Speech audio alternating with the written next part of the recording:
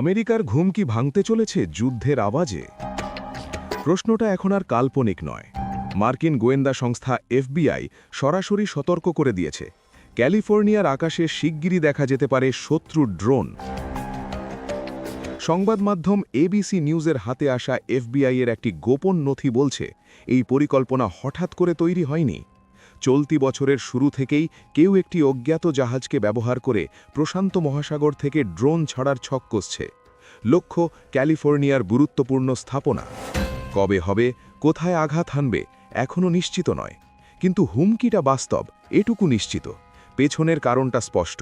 President ট্রাম্পের নির্দেশে যুক্তরাষ্ট্র ও ইসরায়েল মিলে ইরানে যে সামরিক অভিযান শুরু করেছে, তেহরান তার জবাব দিচ্ছে আগুনে আগুনে। মধ্যপ্রাচ্য জুড়ে মার্কিন ঘাঁটি ও ইসরায়েলি লক্ষ্যবস্তুতে ক্রমাগত আঘাত হানছে ইরানি ড্রোন ও ক্ষেপণাস্ত্র। এবার সেই জবাব আসতে পারে সরাসরি আমেরিকার বুকে।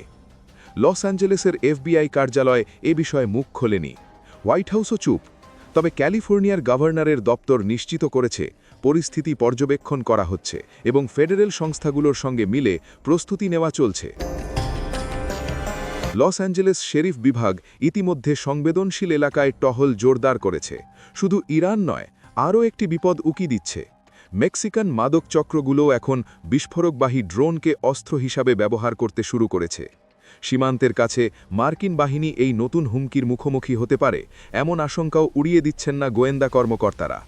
যুদ্ধ এখন আর দূরের কোনো দেশের গল্প নয়, সেই আজ এসে পড়ছে আমেরিকার দোরগোড়ায়। এই প্রতিবেদনটি যদি আপনার কাছে গুরুত্বপূর্ণ মনে হয়, তাহলে এখনই লাইক দিন এবং আপনার মতামত জানান কমেন্টে। আপনার একটি শেয়ার এই খবর আরও বেশি মানুষের কাছে পৌঁছে দিতে পারে।